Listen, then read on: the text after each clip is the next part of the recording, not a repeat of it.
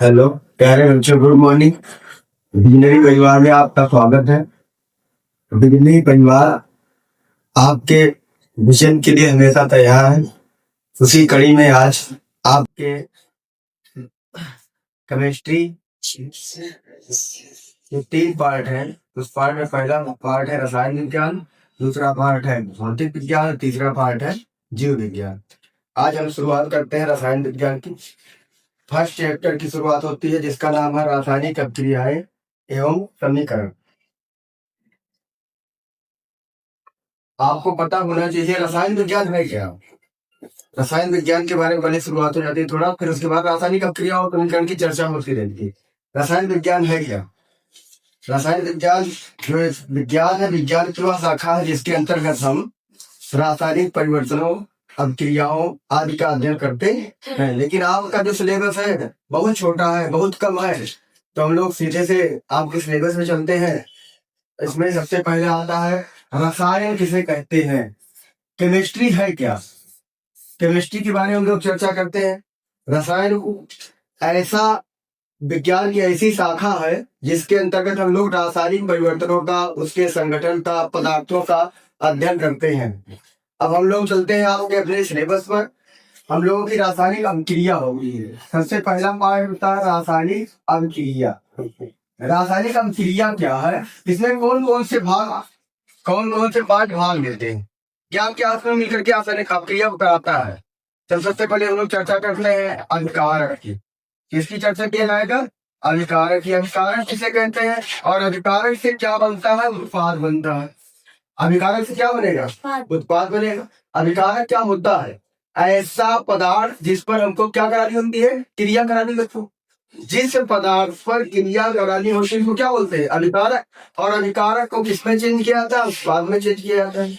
इसी अभिकारक को उत्पाद में बदलने की क्रिया क्या कहलाती है? रासायनिक अभिक्रिया कहलाती है। अभिकारक को उत्पाद में बदलने की क्रिया रासायनिक अभिक्रिया कहलाती है। आपको पता होना चाहिए जो ब्रह्मांड है वो किन चीजों से मिलकर बना हुआ है। ब्रह्मांड 2 चीजों से मिलकर बना हुआ है। पहला होता है द्रव्य, दूसरी होती है ऊर्जा। ब्रह्मांड का निर्माण 2 चीजों से मिलकर हुआ है, द्रव्य और ऊर्जा। द्रव्य किसे कहते हैं? ऊर्जा क्या होती है? द्रव्य के बारे में हम लोग थोड़ा चर्चा करते हैं। इस ब्रह्मांड में जो भी वस्तुएं पाई जाती है उनको हम लोग क्या बोलते हैं? द्रव्य। पहली बात आती है द्रव्य की अवस्थाओं की। द्रव्य की अवस्थाएं कितनी होती हैं? द्रव्य की तो अवस्थाएं होती है 6, लेकिन हम लोगों के सिलेबस में है, हम लोगों को जितना जानना है उसके बारे में लोग जानेंगे 3 अवस्था के बारे में। पहली अवस्था होती है ठोस, दूसरी अवस्था होती है द्रव और तीसरी अवस्था होती है गैस।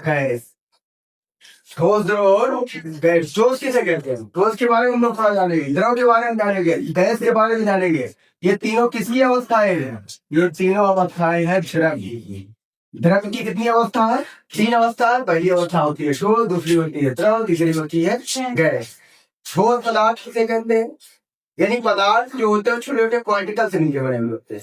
जो भी पदार्थ होते हैं छोटे छोटे पार्टिकल से मिलकर बने होते हैं, जिनको हम लोग बोलते हैं परमाणु। परमाणुओं से मिलकर क्या बनता है? अणु। परमाणु से मिलकर किसका निर्माण होता है? अणुओं का निर्माण हुआ होता है। तो परमाणु में बनते हैं अगर बहुत पास है, इतने पास है उनके बीच में अंतराणु का स्थान बिल्कुल नहीं है, अंतराणु का आकाश बिल्कुल नहीं है, तो उसको हम लोग क्या बोलते हैं? ठोस बोलते हैं। यानी ये संगुणित अवस्था में रहते हैं, जुड़ी हुई अवस्था में रहते हैं। इनके बीच कोई भी अंतराणु का स्थान नहीं होता है, जिसको लोग बोलते हैं आकाश। आकाश का मतलब क्या होता है? आकाश का मतलब होता है खाली स्थान, जहाँ पर कोई स्थान न पाया जाए वही होता है ठोस।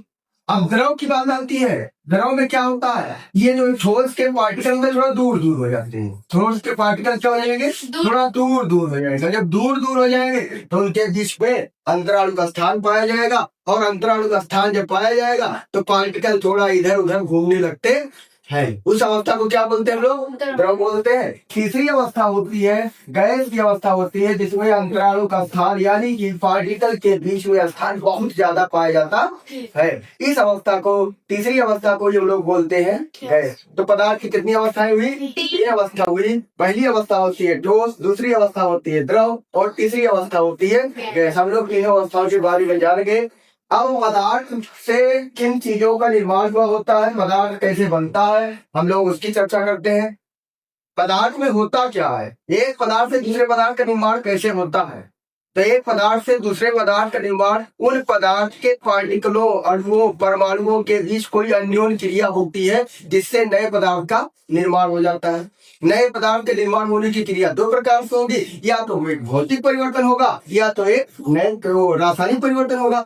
भौतिक परिवर्तन में हम लोग इतना ध्यान रखेंगे कि भौतिक परिवर्तन में क्या होगा और रासायनिक परिवर्तन में क्या होगा।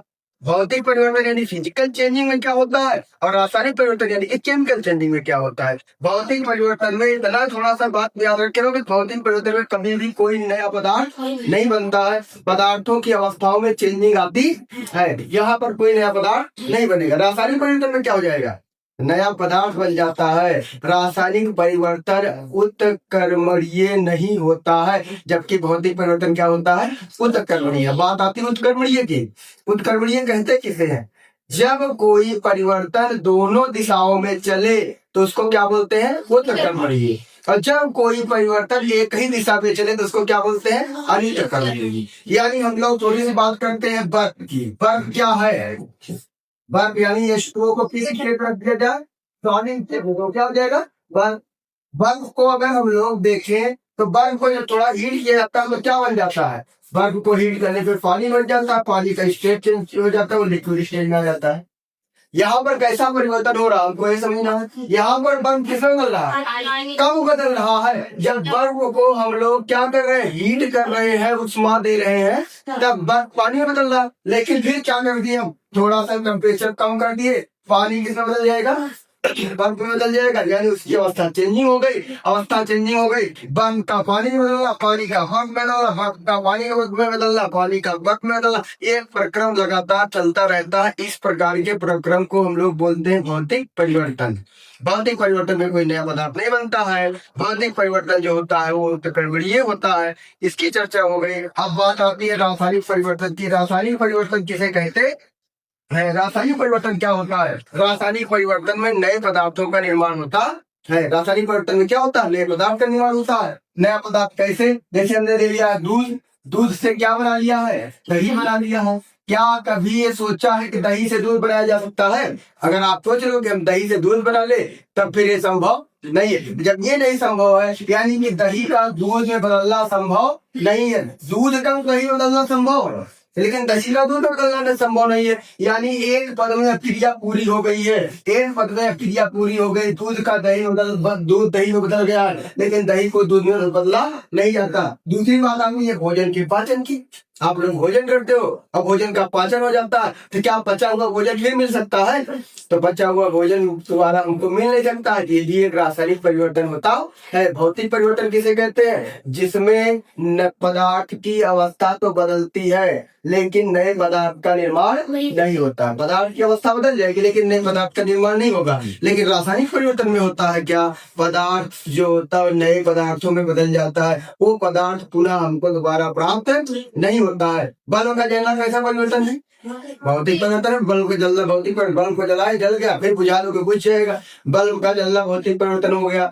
अब एक यहाँ पर एग्जाम्पल हम लोग लेते हैं मोमबत्ती का। मोमबत्ती का जलना, मोमबत्ती का पिघलना। मोमबत्ती का जलना कैसा परिवर्तन है, मोमबत्ती का जलना मोम जल जाएगी, उसमें उष्मा निकलेगी, ताप निकलेगा, वो मोमबत्ती का जलना जो हो गया रासायनिक परिवर्तन। लेकिन मोम का पिघलना क्या हो गया, भौतिक परिवर्तन हो जाता है। मोम का पिघलना भौतिक परिवर्तन, मोमबत्ती का जलना जो होता है वो रासायनिक परिवर्तन होता है। हम लोग भौतिक परिवर्तन और रासायनिक परिवर्तन को समझ चुके हैं काफी कम शब्दों में। बहुत लंबा ना खींच करके समझा जाए, सीख लिया जाए। यहाँ पर ये नहीं कि आपके दिमाग में ठूस दिया जाए, यहाँ है आप अपना दिमाग लगा के अपने माइंड को लगा करके किसी चीज को सीख जाओ बस। साइंस का मतलब क्या होता है, विज्ञान का मतलब क्या होता है, विज्ञान का मतलब ये होता है रटना नहीं होता है। विज्ञान का मतलब होता है किसी चीज को समझ जाना।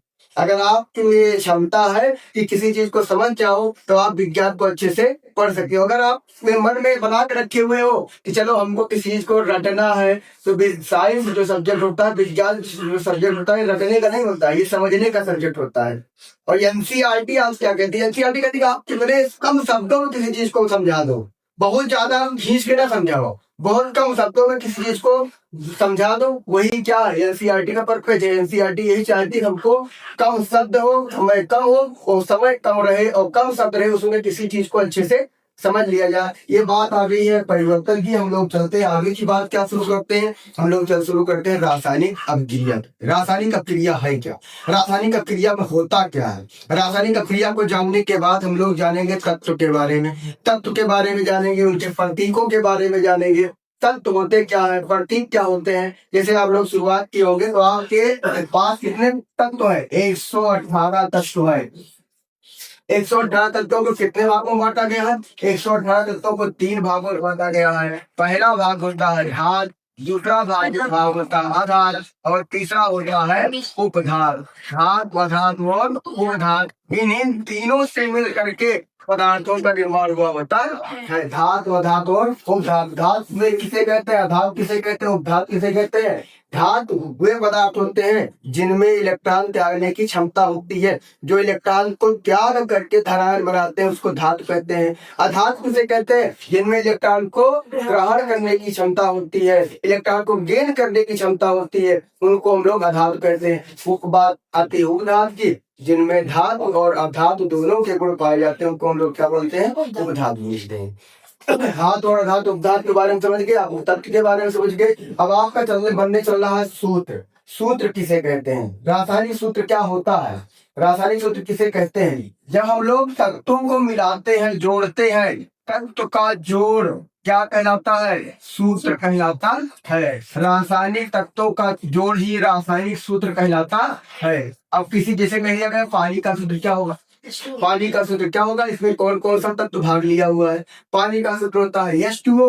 H2O में कौन कौन सा तत्व भाग लिया है, H2O में हाइड्रोजन तत्व भाग लिया है, और कौन भाग लिया है, और ऑक्सीजन तत्व भाग लिया है। ये दोनों तत्व मिलकर के क्या बना लिए हैं, पानी बना लिए। यानी कि तत्वों का योग ही क्या कहलाता है, रासायनिक सूत्र कहलाता है।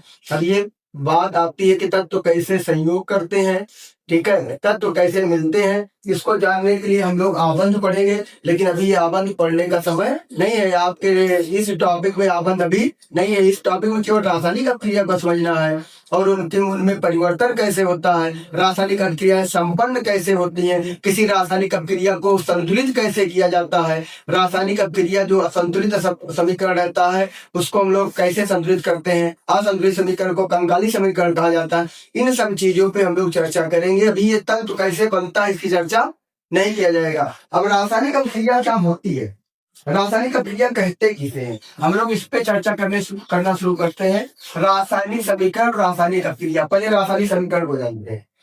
आप लोगों ने देखा होगा कि हाइड्रोजन, कौन कौन, हाइड्रोजन और ऑक्सीजन दोनों मिलते हैं। हाइड्रोजन प्लस ऑक्सीजन दोनों के मिलने से क्या बन जाता है, दोनों के मिलने से जल का निर्माण हो जाता है। अच्छा, ये लिखना अच्छा लग रहा है, ये लिखना कुछ अच्छा नहीं लग रहा है। ये क्या हो गया है, ये तो लिखा हुआ समीकरण आपको इससे नहीं पता चल रहा है कि हमको हमारे समीकरण में कितने परमाणु भाग ले रहे हैं। अगर आपको संतुलित करना पड़ेगा तो इस समीकरण को संतुलित कर पाओगे, इस समीकरण को हम लोग संतुलित कर ही नहीं सकते हैं। हमको कुछ ऐसा चीज मिले, ऐसे समीकरण मिले जिनसे हमको उनके तत्वों का, उसमें उस यौगिक के निर्माण में कितने तत्व भाग लिए हैं उसका ज्ञान हो जाए, यानी प्रतीकों का समूह मिल जाए। ऑक्सीजन, हाइड्रोजन का प्रतीक क्या होता है, हाइड्रोजन का प्रतीक यश होता है। ऑक्सीजन का प्रतीक क्या होता है, ऑक्सीजन का प्रतीक वो होता है। दोनों मिलकर के जल का मतलब क्या होता है, वो हो जाता है। इसका ज्ञान हमको करना है, इसी को बोलते हैं हम लोग रासायनिक समीकरण। अब रासायनिक समीकरण बनाना सीखना है, यानी हाइड्रोजन मिल गया, ऑक्सीजन मिल गया और जल का निर्माण हो गया। हाइड्रोजन जो होता है किस रूप में पाया जाता है, एनटीपी पर, नॉर्मल टेम्परेचर प्रेशर पर हाइड्रोजन किस रूप में पाया जाएगा, ऑक्सीजन किस रूप में पाया जाएगा। तो हाइड्रोजन और ऑक्सीजन जो नॉर्मल टेम्परेचर प्रेशर होता है वो किस रूप में पाए जाते हैं, आणविक रूप में पाए जाते हैं। अब आणविक रूप में हाइड्रोजन और ऑक्सीजन मिलकर के किसका निर्माण कर लिया, जल का निर्माण कर लिया। यही समीकरण रासायनिक समीकरण कहलाता है। यानी तत्वों के प्रतीकों का योग जो होता है, जब उसको हम समीकरण के रूप में व्यक्त करते हैं तो उसी को हम लोग बोलते हैं रासायनिक समीकरण। तत्वों के प्रतीकों के योग को जब हम लोग किसी समीकरण के रूप में व्यक्त करते हैं तो उसको बोलते हैं रासायनिक समीकरण। रासायनिक समीकरण के दो भाग होते हैं, जो राइट साइड वाला भाग होता है उसको बोलते हैं हम लोग उत्पाद, और जो इधर वाला भाग होता है लेफ्ट साइड का इसको बोलते हैं हम लोग अभिकारक। यानी अभिकारक को किस में बदला जाता है? उत्पाद। सीधे से हम लोग कह सकते हैं रासायनिक समीकरण में, रासायनिक अभिक्रिया में, रासायनिक अभिक्रियाएं वे क्रियाएं होती हैं जिनके द्वारा हम अभिकारक को उत्पाद में बदल सकते हैं। रासायनिक अभिक्रियाओं में वह क्रिया होती है जिसके द्वारा हम अभिकारक को उत्पाद में बदल सकते हैं। अभिकारक को उत्पाद में बदलने की क्रिया क्या कहलाती है? रासायनिक अभिक्रिया कहलाती है। अभिकारक को उत्पाद में जब हम लोग बदलते हैं तो वहां पर जो क्रिया होती है बीच में उसी को क्या बोलते हैं? रासायनिक अभिक्रिया।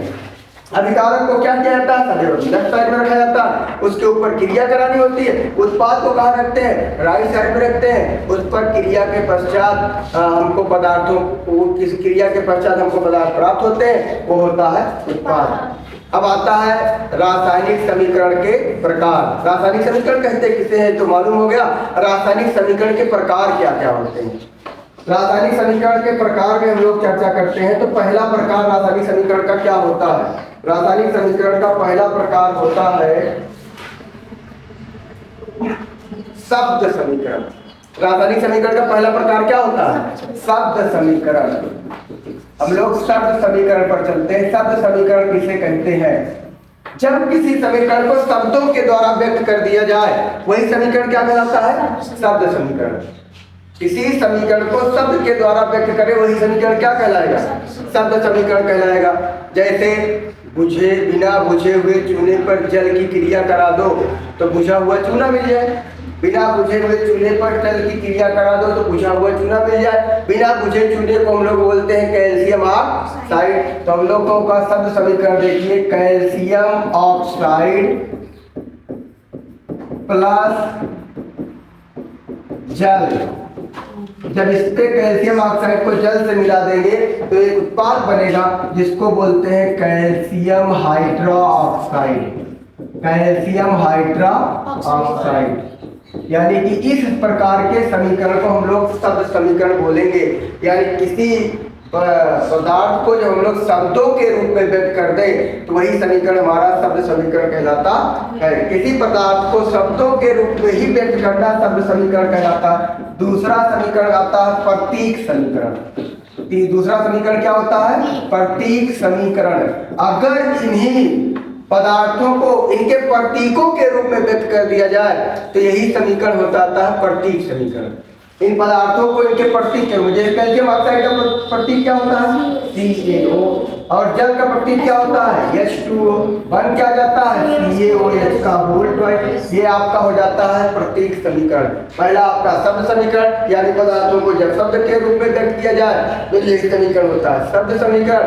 अगर पदार्थों को समीकरण के रूप में व्यक्त किया जाए तो वही होता है प्रतीक समीकरण। यानी कि प्रतीकों के रूप में व्यक्त किया जाए तो वही होता है प्रतीक समीकरण। तीसरा समीकरण होता है कंकाली समीकरण। कंकाली समीकरण। कंकाली समीकरण किसे कहते हैं? जो असंतुलित समीकरण होता है उसी को क्या बोलते हैं? कंकाली समीकरण। जैसे H2 प्लस O2 बन गया आपका क्या? H2O। क्या आपको लग रहा है समीकरण संतुलित है?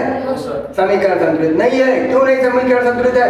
क्योंकि दोनों तरफ अभिकारकों और उत्पादों में जो हमारे परमाणु है, अणु है, उनकी संख्या बराबर नहीं है। आपको इधर हाइड्रोजन 2 दिख रहा है, ठीक है, इधर भी हाइड्रोजन 2 दिख रहा है, इधर ऑक्सीजन 2 दिख रहा है, लेकिन इधर ऑक्सीजन 1 दिख रहा है। अतः यह समीकरण हमारा कंकाली समीकरण कहलाता है। इस प्रकार के समीकरण को हमको जरूरत पड़ती है संतुलित करने की।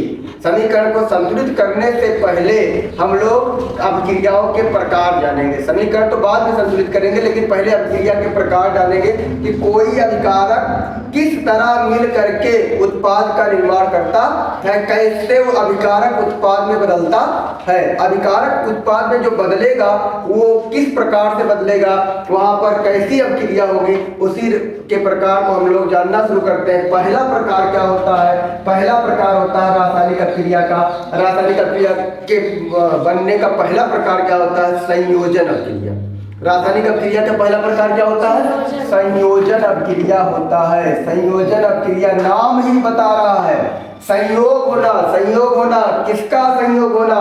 पदार्थों का संयोग होना। दो या दो से अधिक पदार्थों का संयोग होता है तो एकल उत्पाद का निर्माण होता है। इस प्रकार की अभिक्रिया को हम लोग बोलते हैं संयोजन अभिक्रिया।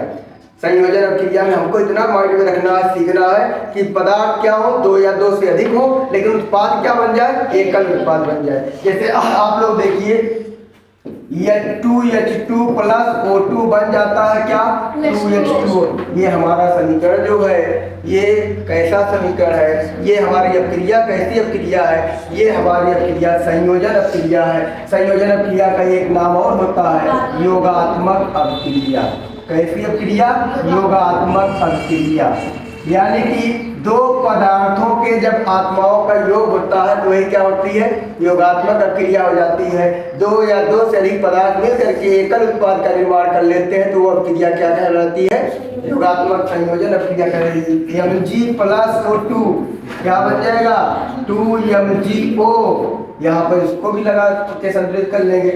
NH3 प्लस HCl क्या बन जाएगा? NH4Cl। ये सारी अभिक्रियाएं जो आपको दिखाई पड़ रही हैं ये सभी अभिक्रियाएं संयोजन अभिक्रियाएं होती हैं। संयोजन अभिक्रिया को दिमाग में रखिए। संयोजन अभिक्रियाएं वे अभिक्रियाएं होती हैं जिनमें दो या दो से अधिक अभिकारक मिल करके एकल उत्पाद का निर्माण कर लेते हैं। इधर का क्या है? इधर का हमारा है अभिकारक, इधर का क्या है? इधर का हमारा है उत्पाद। अब आपकी नजर में क्या आ रहा है? अभिकारक कितने हैं? अभिकारक दो हैं, H2 O2 Mg और O2 NH3 HCl। अभिकारक दो है लेकिन उत्पाद हमारा कितना मिल रहा है? हमारा उत्पाद एकल उत्पाद बन रहा है, एकल उत्पाद बन रहा है, एकल उत्पाद बन रहा है। ये ना देखना कि दो उत्पाद बन गया है, यहाँ 2 लग गया इसका मतलब दो उत्पाद नहीं बन रहा, उत्पाद एक ही बन रहा है लेकिन उसके मोल मिल रहे हैं, हमको 2 मोल जल मिल जा रहा है। ये मत दिमाग में रखिएगा कि आपको 2 उत्पाद मिल गया, संख्या 2 हो गई, 2 उत्पाद बन जाएगा। उत्पाद पदार्थ का होता है कि कितना कौन सा पदार्थ बन रहा है। H2O 100 बन जाए उसका मतलब H2O ही बन रहा है। इस प्रकार की अभिक्रियाओं को हम लोग क्या बोलते हैं? योगात्मक अभिक्रिया, संयोजन अभिक्रिया कहा जाता है। सीधे से आप लोग दिमाग में रखे रहो, सीख लो कि दो या दो से अधिक अभिकारक जब मिलते हैं, जुड़ते हैं तो वहाँ जो पदार्थ बनता है वो एकल पदार्थ बन जाए तो इस प्रकार की अभिक्रिया को हम लोग क्या बोलेंगे? योगात्मक अभिक्रिया कहा जाएगा। योगात्मक अभिक्रिया आपको मालूम हो गई। योगात्मक अभिक्रिया को एक बार फिर से देख लिया जाए, इसके बाद हम चलते हैं वियोजन अभिक्रिया पर। योगात्मक अभिक्रिया क्या होती है? जहाँ पर योगात्मक का दूसरा नाम क्या है? संयोजन अभिक्रिया। संयोग करना, संयोग मतलब होता है जुड़ना। जैसे कोई लोग कहते हैं संयोग हो गया, उनका मिलन हो गया। दो या दो से अधिक पदार्थों का जब मिलन होता है, अगर एकल पदार्थ बन जाए तो इस प्रकार की अभिक्रिया को योगात्मक अभिक्रिया कहा जाता है। दो या दो से अधिक पदार्थों के मिलने से एकल उत्पाद का निर्माण हो जाए तो इस प्रकार की अभिक्रिया को क्या बोलेंगे? योगात्मक या संयोजन अभिक्रिया कहा जाएगा। और एक आध दो एग्जाम्पल देख लिया जाए, जैसे CaO। हम लोग किस पे चलेंगे? CaO पर चलेंगे। CaO प्लस H2O, यहाँ पर भी क्या बनेगा? CaOH का होल ट्वाइस बन जाता है। ये भी एक संयोजन अभिक्रिया का एग्जाम्पल है। तो संयोजन अभिक्रिया समझ में आ रही? संयोजन अभिक्रिया माइंड में घुसी। संयोजन अभिक्रिया को सीखा गया जब दो या दो से अधिक अभिकारक जुड़ेंगे, अगर उत्पाद एकल बन रहा है तो इस प्रकार की अभिक्रिया को हम लोग संयोजन अभिक्रिया कहते हैं। बात आगे आती है वियोजन अभिक्रिया की। वियोजन मतलब क्या होता है? पहले शब्द का मतलब जान लो। कुछ ऐसे शब्द होते हैं जिसमें आंसर यानी उत्तर घुसा हुआ रहता है। जैसे योगात्मक में भी उत्तर घुसा हुआ है। योगात्मक यानी योग हो रहा है, जुड़ रहा है, दो या दो से अधिक अभिकारक जुड़ रहे हैं, उत्पाद एक बना रहे हैं, ये होता है योगात्मक। वियोजन में क्या होता है? वियोजन का शब्द का मतलब होता है, वियोजन मतलब होता है टूटना। किसी पदार्थ का टूटना क्या कहलाता है? वियोजन कहलाता है। जब एकल पदार्थ जो होगा वो टूट करके दो पदार्थों में बदल जाएगा। एक पदार्थ टूट करके दो पदार्थ का निर्माण कर लेगा तो इस प्रकार की अभिक्रिया को क्या बोलेंगे? वियोजन अभिक्रिया बोलेंगे। जैसे उसका एग्जाम्पल हम लोग देखते हैं। किसी को नोट करना होगा तो नोट करिएगा, नहीं तो फिर आप स्लाइड पे देखते रहिएगा। वियोजन अपक्रिया। वियोजन अपक्रिया कहते किसे हैं, पहले इसको देखते हैं हम लोग। वियोजन अपक्रिया, संयोजन अपक्रिया समझ में आया। संयोजन अपक्रिया को आपने बहुत अच्छे तरीके से समझा कि दो या दो से अधिक अभिकारक। अभिकारक किसे कहते हैं, जिस पर क्रिया होनी रहती है, जिस पर क्रिया संपन्न करानी रहती है, उसी को हम लोग बोलते हैं अभिकारक। जब दो या दो से अधिक अभिकारक मिल करके एकल उत्पाद का निर्माण कर चुके थे तो उसको हम लोग क्या बोले थे, उसको हम लोग बोले थे संयोजन अपक्रिया। दो देखो इधर H2 और O2 दो अभिकारक, उत्पाद एक बना। इधर भी Mg और O2 अभिकारक दो, उत्पाद एक बना। इधर भी NH3HCl अभिकारक दो, उत्पाद एक बना। CaO H2O अभिकारक दो, उत्पाद एक बना। इस प्रकार की अपक्रिया को हम लोग क्या बोलेंगे, संयोजन अपक्रिया। अगली अपक्रिया होती है हमारी वियोजन अपक्रिया। वियोजन मतलब होता है टूटना। अगर कोई अभिकारक जो है वो टूट करके दो उत्पाद बना ले, किसी अभिकारक को ऐसे तोड़ो कि दो उत्पादों में टूट जाए, यानी ये अभिकारक एक हो लेकिन उत्पाद क्या हो, दो हो, उसी को क्या बोलेंगे, वियोजन अपक्रिया। जैसे आपका 2HCl है, इसको तोड़ोगे तो क्या बन जाएगा, H2 और Cl2। अभी कंडीशन नहीं बता रहे, अभी सीख रहे हैं बस। किस कंडीशन में होगा ये नहीं बताया जा रहा। कंडीशन भी होती है, कब उसको ताप देना है, कि उसको दाब देना है, कि उसको प्रेरक देना है, क्या देना है, इसको मैं अभी नहीं जानना। हमको ये जानना क्रिया होती कैसे है, यानी संयोजन क्रिया कैसे होती है और वियोजन क्रिया कैसे होती है, उनको हमको केवल सीखना है बस। अभी वो कंडीशन नहीं लगाना है कि किस कंडीशन में होगी, कौन सा पदार्थ लगेगा, कब गर्म करने पर टूटेगा, कि ठंडा करने पर टूटेगा, कि उस प्रेरक के द्वारा टूटा जाएगा, तोड़ा जाएगा, कि दाब दे करके तोड़ेंगे, हमको ये नहीं जानना। अभी हमको केवल अपक्रिया के प्रकार को जानना है कि हमारी अपक्रिया किस प्रकार की होती है। वियोजन अपक्रिया में क्या होता है, वियोजन अपक्रिया में एकल उत्पाद दो अभिकारकों में टूट जाता है, दो या दो से अधिक अभिकारकों में टूट जाता है। जैसे CaCO3 ये भी टूटेगा, बनाएगा CaO प्लस CO2, यानी कि एकल अभिकारक उत्पाद दो। जब एकल अभिकारक दो उत्पादों में टूटा तो इसी को हम लोग बोलते हैं वियोजन अपक्रिया। तो वियोजन अपक्रिया में क्या होता है, एकल अभिकारक जो होते हैं वो दो उत्पादों में टूट जाते हैं। इस अपक्रिया को हम लोग बोलेंगे वियोजन अपक्रिया। अभिकारक कितना होगा, एक, उत्पाद कितने होंगे, दो। दो से अधिक भी हो सकते हैं, ये नहीं कि केवल दो ही होगा, हो सकता है दो से अधिक उत्पाद भी बन जाए। तो उस प्रकार की अपक्रिया को हम लोग बोलेंगे वियोजन अपक्रिया। जो संयोजन और जैसे NH4Cl भी है, इसको तोड़ लोगे तो NH3 और ये Cl भी मिल जाएगा, ये भी एक वियोजन अपक्रिया का एग्जाम्पल है। ये भी हमारे पास वियोजन अपक्रिया है, ठीक है। तो यहाँ पर जब एकल अभिकारक एक, दो या दो से अधिक उत्पादों में टूटते हैं तो उस प्रकार की अपक्रिया को वियोजन अपक्रिया कहा जाता। वियोजन शब्द का मतलब क्या होता है, पहले इसको अगर सीख गए हो तो अपक्रिया को सीख जाओगे। वियोजन शब्द का मतलब क्या होता है, वियोजन शब्द का मतलब होता है टूटना, अलग होना। किससे अलग होना, जिनसे बने हुए हैं उसी से अलग होना। किससे बने हुए हैं, कभी हमने रिएक्शन करा रहा होगा कि H2 और Cl2 का रिएक्शन करके ये Cl बना रहा होगा, तो ये Cl किसमें टूटेगा, जिससे बने हुए उसी में टूट जाएगा, वियोजन हो जाएगा। कभी हमने अपक्रिया कराई नहीं होगी तो Ca और CO2 दोनों मिलकर के हो सकता है CaCO3 का निर्माण किए रहे हो, CaCO3 का निर्माण किए रहे हो। तो ये हो सकता है कि इसी से मिलके बने थे तो इसी में टूट गए। इसमें भी NH3 और HCl दोनों से मिलकर के बने थे तो दोनों में टूट गए। यानी कोई अभिकारक जब दो या दो से अधिक उत्पादों में टूट जाएगा तो उसी अपक्रिया को हम लोग बोलेंगे वियोजन अपक्रिया। पहली संयोजन हो गई, दूसरी वियोजन हो गई, तीसरी अपक्रिया आती है विस्थापन अपक्रिया। पर तीसरी अपक्रिया क्या होती है, विस्थापन अपक्रिया होती है। विस्थापन अपक्रिया में क्या होता है, विस्थापन का मतलब क्या होता है, पहले इसको जान लो। विस्थापन का मतलब क्या होता है, किसी को हटा के वहां जाकर के बैठ जाओ। कोई पहले से बैठा हुआ हो, कोई कहीं पर कब्जा किया हुआ हो, उसी को हटा करके वहां जाकर के बैठ जाओ, यही अपक्रिया होती है विस्थापन अपक्रिया। अगर कोई पहले से पदार्थ है, दूसरा पदार्थ आया और उस पदार्थ को हटा करके अपन वहां का उसका स्थान स्वयं ले लिया, उसी अपक्रिया को बोलेंगे विस्थापन अपक्रिया। अब पदार्थ कौन हटा सकता है, जो भैया ताकतवर होगा वही तो हटाएगा, कमजोर किसी को हटा सकता है? कमजोर किसी को थोड़ी हटा पाएगा। ताकतवर पदार्थ, इतना हमको दिमाग में रखना वो प्रतिस्थापन क्रिया कराते समय, विस्थापन क्रिया कराते समय, कि पदार्थ जो ताकतवर होगा वही दूसरे कमजोर पदार्थ को हटा पाएगा। कमजोर पदार्थ कभी ताकतवर पदार्थ को हटा नहीं सकता, इतना हमको याद रखना है। जैसे आपका एक एग्जाम्पल लेते हैं हम लोग, CuSO4, ये बोर्ड में भी आता है, CuSO4 + Fe। देखो, एक होता है विद्युत रासायनिक श्रेणी, जिसको हम लोग सक्रियता श्रेणी के नाम से भी जानते हैं। सक्रियता श्रेणी जो होती है वो धातुओं की सक्रियता के आधार पर बनाई गई है। जो धातुएं सबसे अधिक सक्रिय है, प्रबल है, उन धातुओं को ऊपर रखा जाता है, और जो धातुएं दुर्बल होती है उनको नीचे रखा जाता है। तो जो सक्रियता श्रेणी में ऊपर वाली धातु होती है वो धातु नीचे वाली धातु को विस्थापित करती है, लेकिन नीचे वाली धातु ऊपर वाली धातु को विस्थापित नहीं करती है। इसका एक एग्जाम्पल हम लोग लेते हैं। जैसे आप लोग क्लास में बैठे रहते हो, आपकी क्लास में कोई टीचर आता है तो आप लोग क्या होते हो, खड़े हो जाते हो। लेकिन अगर टीचर क्लास में बैठा हुआ है, आप लोग पहुंचते हो तो टीचर खड़ा हो जाएगा? नहीं खड़ा होगा। क्यों नहीं खड़ा होगा? आप क्यों खड़े हो जाते हो, टीचर क्यों नहीं खड़ा होता है?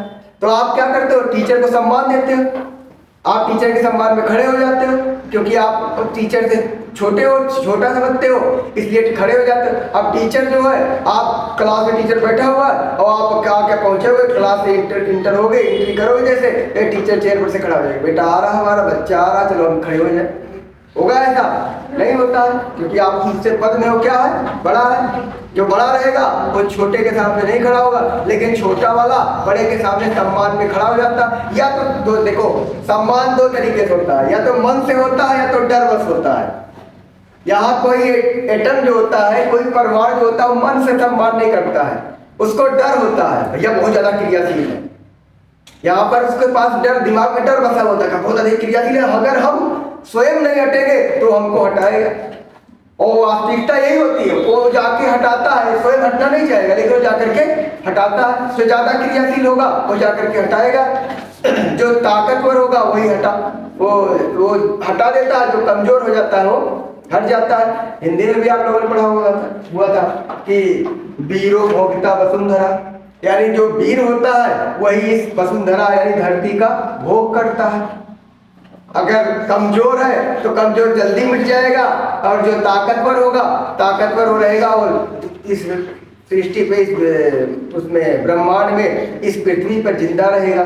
तो यहाँ पर एटम में भी वही होता है, जो ताकतवर होता हो जाकर के कमजोर को विस्थापित कर देता है। इसमें इतना याद रखना, हर एटम को नहीं विस्थापित कर देना है आपको, इसको सीख लो। ये नहीं है कि एक रिएक्शन आपको मिलेगा क्या, FeSO4 + Cu, तो ये क्या कर दे कि Cu जाकर के Fe को हटा करके CuSO4 + Fe बना ले। ये रिएक्शन संभव नहीं है। क्यों नहीं संभव है? क्योंकि सक्रियता श्रेणी में आपका तापर कहाँ है, नीचे है, और Fe कहाँ है, ऊपर है। तो Cu जो है नीचे है, कमजोर है, ये वो Fe को हटा नहीं सकता। लेकिन यहाँ पर क्या होगा, जो CuSO4 है, इसमें से Fe क्या करेगा, कापर को विस्थापित करेगा, कापर को हटाएगा। कापर हटा, जब कापर हटेगा तो कापर अकेला हो गया, अकेला तन्हा बेचारा बचा। अब इस Fe को किसका साथ मिल गया, SO4 का, FeSO4 का निर्माण हो सकता है। यानी यहाँ दिखाई क्या पड़ा, एक जो एटम है दूसरे एटम को क्या कर रहा है, हटा रहा है, विस्थापित कर रहा है। इसी प्रकार की अभिक्रिया को हम लोग क्या बोलते हैं, विस्थापन अभिक्रिया कहा जाता है। यह अभिक्रिया हमारी विस्थापन अभिक्रिया होती है। और एक आध एग्जाम्पल देखा जाए, जैसे लिया जाए PbSO4 + Fe, तो यह सक्रियता श्रेणी में Pb जो है Fe के नीचे है। अब Fe क्या करेगा, Pb को हटाएगा, यहाँ क्या बन जाएगा, FeSO4 + Pb बन जाएगा। K2SO4 + Pb, तो क्या यह क्रिया संभव होगी, यह क्रिया संभव नहीं होगी। यह क्रिया संभव नहीं है, यह क्रिया संभव काहे नहीं है, सब क्रिया इसलिए संभव है, Pb क्या है, कमजोर है, के क्या है, ताकतवर है। ताकतवर वाला तो कमजोर वाला ताकतवर को विस्थापित नहीं कर सकता, हटा नहीं सकता, तो ये क्रिया संभव नहीं होगी। तो हमको विस्थापन क्रिया तो कराएंगे, लेकिन विस्थापन क्रिया में सीख करके चलना है कि जो कम क्रियाशील धातु है वो अधिक क्रियाशील धातु को विस्थापित नहीं करती है, लेकिन अधिक क्रियाशील धातुएं कम क्रियाशील धातुओं को विस्थापित कर देती है। तो हम लोग परिभाषा क्या बताएंगे, जब कोई धातु किसी लवण से दूसरी धातु को हटा देती है, विस्थापित कर देती है, तो उस प्रकार की अपक्रिया को हम लोग विस्थापन अपक्रिया कहते हैं। ये क्या होता है, ये लवण है, ये क्या है, ये लवण है, ये क्या है, धातु है। ये अपनी क्या कर रही है, कॉपर सल्फेट से कॉपर को क्या कर रही है, विस्थापित कर रही है। ये अपनी क्या कर रही है, लेड सल्फेट से लेड को क्या कर रही है, विस्थापित कर रही है। इसका कारण क्या है, इसका कारण है एक सामान्यता कि अपनी ज्यादा क्रियाशील है और लेड जो होता है वो कम क्रियाशील होता है, अतः अपनी ने लेड को हटाया, अतः अपनी ने कॉपर को हटाया। ये संभव इसीलिए है कि क्रियाशीलता ज्यादा है, ये संभव नहीं है क्योंकि यहाँ पर के की क्रियाशीलता ज्यादा होती है और पीबी की क्रियाशीलता कम होती है। ये कम वाला ज्यादा वाले को नहीं हटा सकता है। अब एग्जाम्पल दिए आपको कि आपके प्रिंसिपल साहब बैठे हुए हों और आप इसमें एंट्री करोगे तो खड़े हो जाएंगे, आओ बेटा आओ, आपके आने पर खड़े हो जा रहे हैं। लेकिन आप क्लास में बैठे हो, साहब प्रिंसिपल साहब आएंगे तो कोई टीचर आएगा तो आप खड़े हो जाओ। क्यों खड़े हो जाओगे, तुम भी बैठे रहो, हम भी भैया अपने चेयर बैठे हुए हैं, तुम भी ऑफिस हम जाते हैं, तुम खड़े होते हो, नहीं खड़े होते ना। हम भी अपने क्लास में बैठे हैं, आओ, हम नहीं खड़े होंगे। क्यों नहीं खड़े होंगे भाई, आप तो क्या हो, पद में छोटे हो, जब छोटे हो गए तो क्या हो, उठना पड़ेगा ही। लेकिन प्रिंसिपल साहब क्या है, पद में बड़े, उनके आदमी में एंट्री करोगे तो उनको नहीं खड़े होकर सम्मान देना है। हाँ, उस लायक बन जाओ, तुम भी भाई पढ़ लिख करके उस लायक बन जाओ, खड़ा उनसे भी बड़े अधिकारी बन के आओ। अभी आज क्लास में हमारे पढ़ रहे हो, ये स्कूल में क्लास पढ़ते रहते हो, कोई स्टूडेंट रहते हो, प्रिंसिपल के रूम में जाते हो तो प्रिंसिपल साहब खड़े नहीं होते हैं। अगर मान लो कोई अधिकारी बन के आए, शिक्षा विभाग के BSA, DIS, JDOD बन करके आओगे तो प्रिंसिपल साहब को भी तो खड़ा होना पड़ेगा कि हमारे साहब आ गए। आज के स्टूडेंट हो और आज के 5 साल बाद क्या होकर हो जाओगे, 10 साल बाद क्या बन करके आओगे, कोई अधिकारी बन के आ जाओगे, तो तब तो पद बड़ा हो गया। आज तो छोटा है लेकिन पद बड़ा हो गया। तो वहां पर जैसे वहां पर उनके आने में प्रिंसिपल साहब खड़े हो जाएंगे, वैसे यहाँ पर जो ज्यादा क्रियाशील होगा, इसको याद रखना हमेशा, जो ज्यादा क्रियाशील होगा वो कम क्रियाशील धातुओं को विस्थापित कर देता है, हटा देता है, उसका स्थान स्वयं ले लेता है। इस प्रकार की अपक्रिया को हम लोग बोलते हैं विस्थापन अपक्रिया। इसकी याद रहेगा, 3 प्रकार की अपक्रिया आपको समझ में आया। पहली अपक्रिया संयोजन अपक्रिया, दूसरी अपक्रिया वियोजन अपक्रिया और तीसरी अपक्रिया होती है विस्थापन अपक्रिया, जिसको बोलते हैं हम लोग प्रतिस्थापन अपक्रिया भी कहा जाता है। ये ना देखना कि आप विस्थापन आ गए लिखा, सर जी विस्थापन पढ़ा रहे हैं और हमको कहीं पे पेपर में दिखाई पड़ गया प्रतिस्थापन। प्रतिस्थापित करना मतलब क्या होता है, किसी को कहीं से उठा करके दूसरी जगह ले जाकर के रख दे। हमने क्या किया, कॉपर को इस लवण से उठा के क्या कर दिया, अलग कर दिया। बेटा तुम आओ, अब तो बहुत तुम इस सल्फेट के साथ बड़ी मजा लिए हो ना, अब आओ तुम अकेले रहो। ये कहता भैया हम ताकतवर है, तुम कैसे यहाँ रहोगे, हम तुमको रहने देंगे यहाँ पर। ये क्या करेगा, कॉपर को हटाएगा और या SO4 के साथ खुद चला जाएगा। ताकतवर तो यही होता है, ताकतवर जो ताकतवर होता है उसी की दुनिया है, कमजोरों की कोई दुनिया नहीं होती है। तो यहाँ पर यहाँ पर भी वही पीबी को हटा करके पीबी अलग हो जाएगा या SO4 बन जाएगा। इस प्रकार की क्रिया को हम लोग क्या बोलेंगे, विस्थापन क्रिया कहा जाएगा। तीनों क्रियाओं को आपने समझा। और विस्थापन क्रिया कराते समय हमको इतना ध्यान देना है कि कम क्रियाशील धातुएं अधिक क्रियाशील धातुओं को विस्थापित नहीं करती है, लेकिन अधिक क्रियाशील धातुएं कम क्रियाशील धातुओं का विस्थापन करती है। इतना दिमाग में रख करके, इतना सीख करके चलना है, रट करके नहीं चलना है। बार बार करें, साइंस जो विषय होता है, विज्ञान जो विषय होता है, रटने का नहीं होता है, ये सीखने का विषय होता है। यहाँ रट के नहीं चल सकते हैं। अगर आपको आगे बढ़ना तो आपको सीखना पड़ेगा। अगर सीख करके चलोगे तो एक चीज कक्षा 12 में 11 में कहीं भी जाओगे सब मिलेगा। अगर यहाँ रट करके चले हो तो रटने वाली चीजें क्या होती हैं, दिमाग में बैठती हैं, नहीं बैठती हैं, कोई दिमाग गायब हो जाती है। और सीखी गई चीज क्या होती है, दिमाग में बैठ जाती है। आपने क्या किया, आप कभी साइकिल चलाना सीखे हो, साइकिल चलाना पढ़े हो? साइकिल चलाना सीखे होते हैं, इसीलिए साइकिल चलाना नहीं भूल पाते हैं। अगर साइकिल चलाना पढ़े होते, रटे होते साइकिल चलाने को, तो साइकिल चलाना भी भूल जाते। लेकिन आप साइकिल चलाना सीखे हो, इसीलिए साइकिल चलाना कभी भूल नहीं सकते हो। कहा जाता है ना भाई, साइकिल चलाना सीखते हो, बाइक चलाना सीखते हो, 4 व्हीलर चलाना सीखते हो, सब कुछ सीखते हो, लेकिन पढ़ना क्या करते हो? सीखते ही नहीं हो। पढ़ना तो रटते हो। हमको पढ़ने को भी सीखना है। हमको पढ़ने को रट करके नहीं चलना। हाँ चलो रट करके चले, सीख करके चलो। और जो सीखी चीजें होती हैं वो कभी भूलती नहीं। रटी गई चीजें भूल जाएंगे, लेकिन सीखी गई चीजें नहीं भूलती हैं। तो आपने क्या सीखा?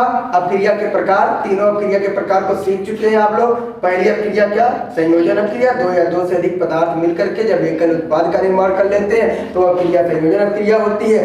जब एकल उत्पाद 2 या 2 से अधिक एकल अभिकारक 2 या 2 से अधिक उत्पादों में टूट जाता है तो उसको बोलते हैं वियोजन अपक्रिया।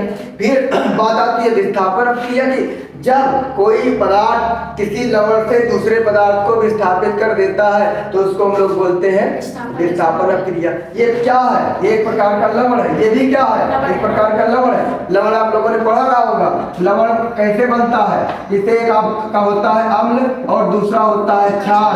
जब अम्ल और क्षार की उदासीनीकरण अपक्रिया होती है तो लवण और जल का निर्माण होता है। यानी अम्ल और क्षार के मिलने से लवण और जल का निर्माण हुआ रहा होगा।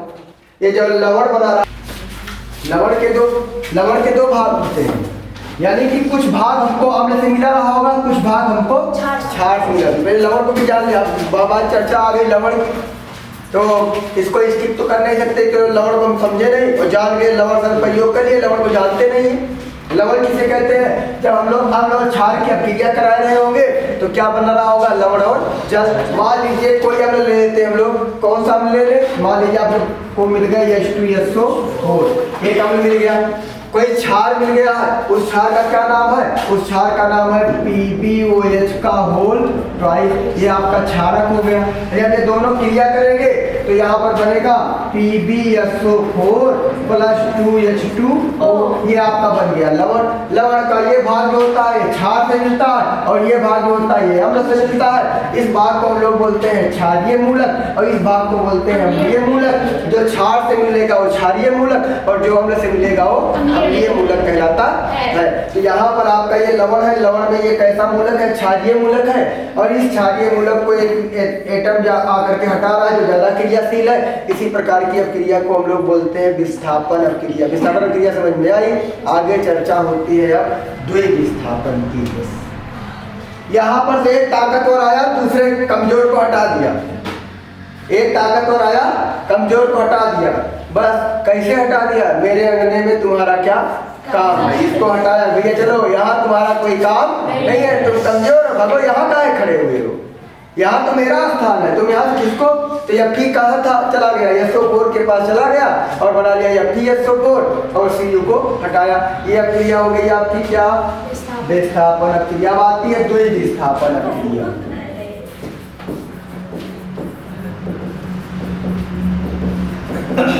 द्विविस्थापन अपक्रिया।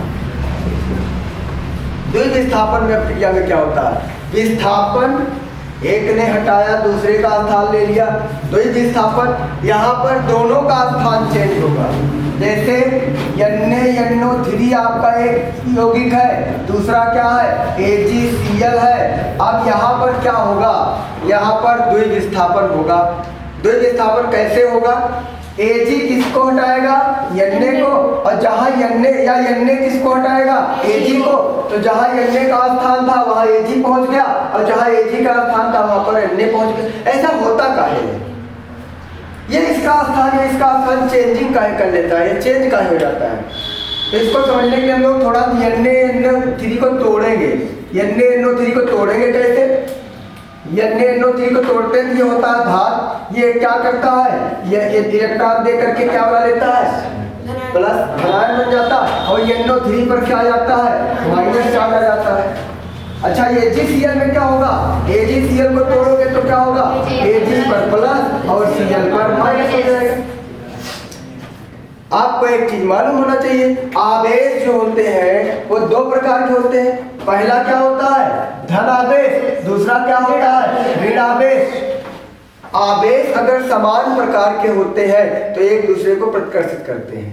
अगर प्लस प्लस के पास जाना चाहेगा तो प्लस प्लस को अपने पास आने नहीं देता है, एक दूसरे को भगाता है। भैया मेरे पास मत आओ। दूसरा क्या होगा, माइनस माइनस के पास जाता है तो माइनस माइनस को क्या करता है, प्रतिकर्षित करता है। प्लस प्लस के पास नहीं जाएगा, माइनस माइनस के पास नहीं जाएगा। ठीक है, माइनस माइनस को बुलाता रहे लेकिन ये माइनस इसके पास जाना नहीं चाहेगा।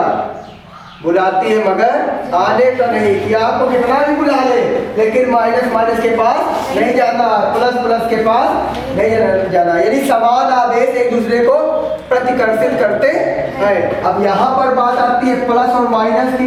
ये बिन बुलाए भी चले जाएंगे। भैया दिख गया बस, अगर ये दोनों एक दूसरे को दिख गए तो भैया आप हमारा प्लस का कब्जा किस पर, माइनस का, प्लस माइनस का कब्जा किस पर, यानी इन दोनों का साथ मिल जाएगा। प्लस प्लस से दूरी बनाएगा। क्या ये प्लस इस प्लस के पास जाएगा, नहीं जाएगा, क्योंकि यहाँ पर आपको बता चुके हैं प्लस प्लस से प्रतिकर्षित करता, प्लस प्लस के पास जाता नहीं है। माइनस माइनस के पास जाएगा, नहीं जाएगा। यहाँ भी आपको मालूम है कि माइनस माइनस समान आवेश को क्या करते हैं, प्रतिकर्षित करते हैं। अगर एक माइनस है दूसरा माइनस है तो ये इसको हटाएगा, एक प्लस है दूसरा प्लस है तब भी हटाएगा। लेकिन प्लस माइनस तो यहाँ पर इसका प्लस इसके माइनस को चाहेगा और इसका प्लस इसके माइनस को चाहेगा। जब यहाँ पर दोनों के प्लस मिल जाएंगे तो यहाँ पर घटना क्या घटने वाली है, इसको थोड़ा ध्यान से देखना। घटना क्या घटित होने चल रही है, NA ने NO3 का साथ छोड़ा, इसको नया साथी मिला। NO3 पर भी माइनस चार्ज था और Cl पर भी माइनस चार्ज है, तो Na ने किसका साथ छोड़ा, NO3, इसका मन भर गया इससे।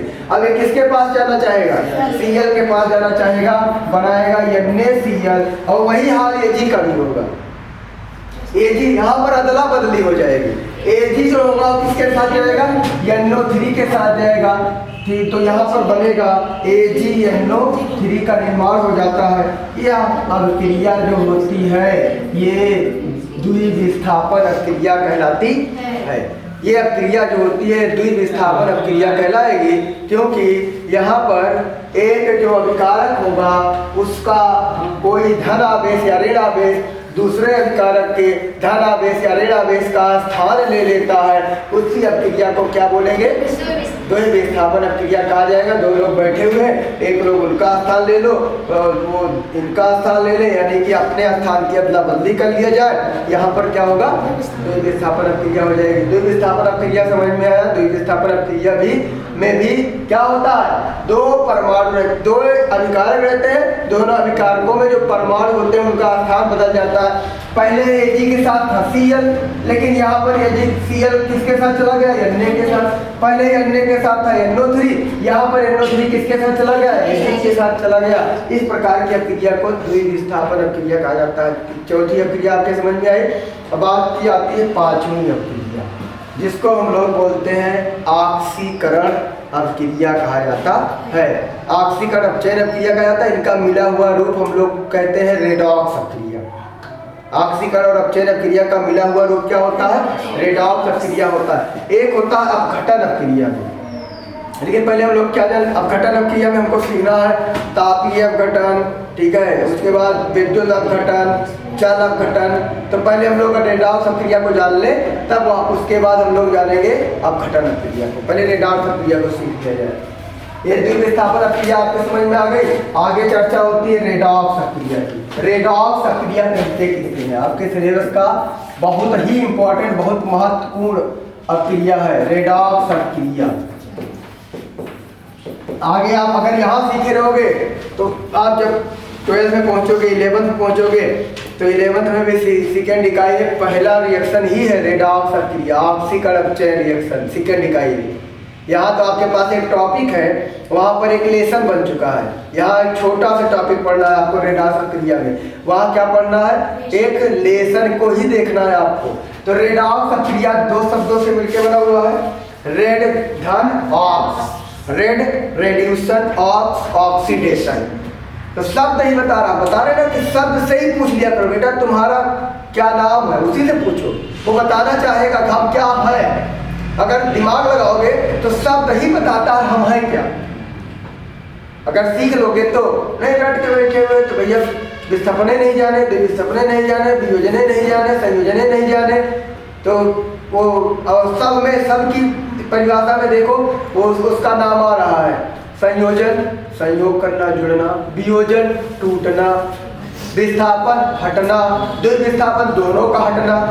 यहाँ पर होता है रेडाक्स। रेडाक्स अभिक्रिया में होता क्या है, एक अभिक्रिया होती है ऑक्सीकरण और एक अभिक्रिया होती है अपचयन। जब ऑक्सीकरण का दूसरा नाम है उपचयन, चाहे आप उपचयन अपचयन देखोगे और चाहे ऑक्सीकरण अपचयन देखोगे। तो यहाँ पर जब ऑक्सीकरण और अपचयन दोनों क्रियाएं एक साथ होती है उसको बोलते हैं हम लोग रेडाक्स। तो रेडाक्स को जानने से पहले हमको किसको जानना होगा, रेडाक्स को जानने से पहले हमको ऑक्सीकरण को जानना होगा और अपचयन को जानना होगा। अब ऑक्सीकरण होता क्या है, ऑक्सीकरण की परिभाषा क्या होती है, ऑक्सीकरण को कैसे हम लोग जानेंगे। ऑक्सीकरण में जैसे पहली शर्त देखो, पहली कंडीशन देखो, ऑक्सीकरण में कई कंडीशन होती है, ऑक्सीकरण क्रियाओं के लिए कई कंडीशन होती है। पहली कंडीशन क्या होती है, पहली कंडीशन में ऑक्सीजन जुड़ता है। पहली कंडीशन क्या होती है, जब किसी पदार्थ में ऑक्सीजन जुड़ता है तो उस पदार्थ का ऑक्सीकरण हो जाता है, उस प्रक्रिया को ऑक्सीकरण कहते हैं। जैसे C(O2) यानी कार्बन में कौन मिल गया, ऑक्सीजन, बन गया CO2 यानी कि कार्बन का कार्बन डाइऑक्साइड में हो गया ऑक्सीकरण। दूसरा है Mg(O2) क्या बन जाएगा 2MgO। यहाँ पर भी मैग्नीशियम का ऑक्सीजन में क्या हो रहा है, ऑक्सीकरण हो रहा है। यानी सीधे से पहली कंडीशन क्या बताओगे, किसी पदार्थ में ऑक्सीजन का जुड़ना ऑक्सीकरण कहलाता है। ये तो पहली शर्त है। वो शर्त रखता है कि मेरी इतनी शर्तों को पूरा कर लो, आप इसको जान जाओगे। पहली शर्त क्या है कि कार्बन में क्या जुड़े, ऑक्सीजन, तो बनेगा कार्बन डाइऑक्साइड, यानी ऑक्सीजन का ऐड होना, ऑक्सीजन का जुड़ना ऑक्सीकरण कहलाता है। पहली कंडीशन आपको मालूम होगी कि ऑक्सीजन जुड़ेगा तो ऑक्सीकरण होगा। दूसरी क्या होती है, दूसरी कंडीशन होती है हाइड्रोजन का अलग होना। हाइड्रोजन का अलग होना, अगर किसी पदार्थ से हाइड्रोजन अलग होता है तो वहां पर भी उसका ऑक्सीकरण हो जाता है। हाइड्रोजन का अलग होना क्या कहलाता है, ऑक्सीकरण कहलाता है। अगर किसी पदार्थ से हाइड्रोजन अलग होगा तो वहां पर उसका ऑक्सीकरण होगा। तो ऑक्सीजन का जुड़ना या हाइड्रोजन का अलग अलग होना, निकलना, इसको बोलते हैं हम लोग ऑक्सीकरण। इसके विपरीत अपचयन में क्या होता है, इसके उल्टे अपचयन में क्या होगा, अपचयन में इसका सेम उल्टा होगा। यहाँ ऑक्सीजन जुड़ रहा तो वहाँ ऑक्सीजन निकलेगा, यहाँ हाइड्रोजन निकल रहा तो वहाँ हाइड्रोजन जुड़ेगा। तो ऑक्सीजन निकलेगा, जैसे आप लोगों को दे दिया जाए क्या MgO, अब MgO को तोड़ दो तो Mg अलग हो जाए और O2 के रूप में वो निकल जाए, इसको बोलेंगे अपचयन। आपका C है प्लस 2H2 मिलके बना लिया CH4, इसको बोलेंगे अपचयन। यानी कि ऑक्सीजन का जुड़ना या हाइड्रोजन का निकलना क्या होता है, ऑक्सीकरण, उसका उल्टा होगा ऑक्सीजन का निकलना या हाइड्रोजन का जुड़ना होता है अपचयन। अगर हमको किसी अपचयन क्रिया को पहचानना है, ऑक्सीकरण क्रिया को पहचानना है तो हम लोग इतना दिमाग में रखें, पहली कंडीशन जो पहली शर्त है उसमें ऑक्सीजन जुड़े या हाइड्रोजन निकले।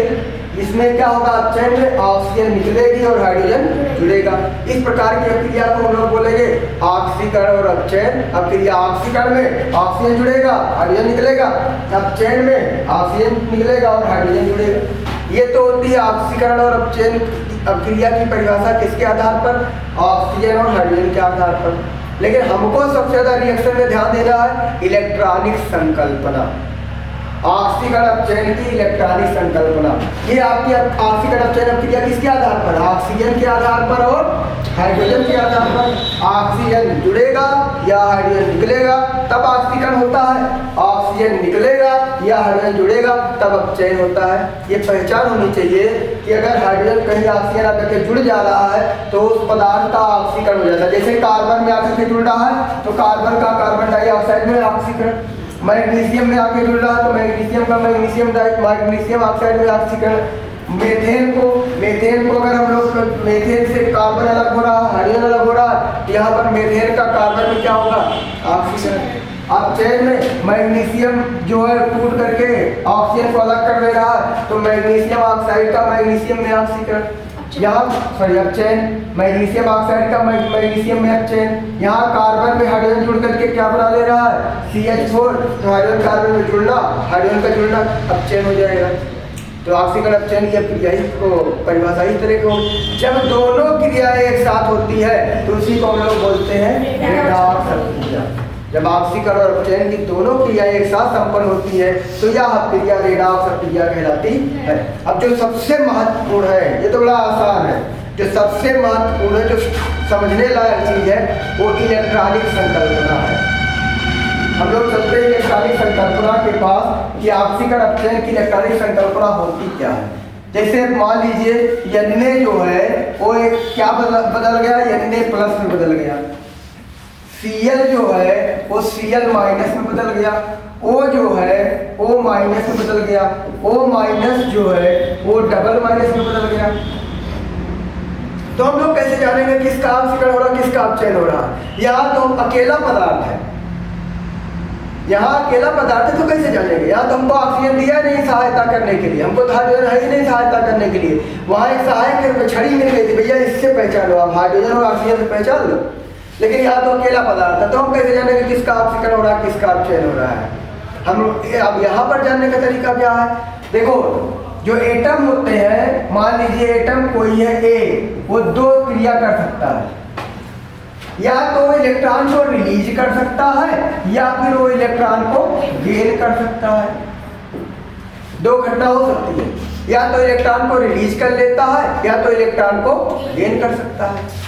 इलेक्ट्रॉन को रिलीज करेगा तो क्या होगा, इलेक्ट्रॉन को गेन करेगा तो क्या होगा। जैसे हम लोग एग्जाम्पल एक लेते हैं Na का और एक एग्जाम्पल लेते हैं Cl का। Na जब इलेक्ट्रॉन को रिलीज करता है तो किस में बदल जाता है, Na प्लस में, और Cl जब इलेक्ट्रॉन को गेन करता है तो क्या किस में बदल जाता है, Cl माइनस में। ऐसी घटना काहे घटती है इसको हम लोग ध्यान देंगे। Na का एटॉमिक नंबर होता है 11, इसका मतलब Na परमाणु जो है उसमें 11 प्रोटॉन है और 11 इलेक्ट्रॉन है। इसी के कारण परमाणु जो है वो उदासीन होता है। किसी परमाणु का कोई परमाणु उदासीन क्यों होता है, क्योंकि परमाणु में प्रोटॉन और इलेक्ट्रॉन की संख्या सदैव बराबर होती है, इसलिए परमाणु उदासीन होता है। तो इसमें देखो प्रोटॉन पर कौन सा चार्ज होता है, प्रोटॉन पर प्लस चार्ज होता है, इलेक्ट्रॉन पे कौन सा चार्ज होता है, इलेक्ट्रॉन पर माइनस चार्ज होगा। इसका मतलब इसके पास 11 प्लस होगा और 11 माइनस होगा। प्लस को ले लेते हैं 1 2 3 4 5 6 7 8 9 10 11।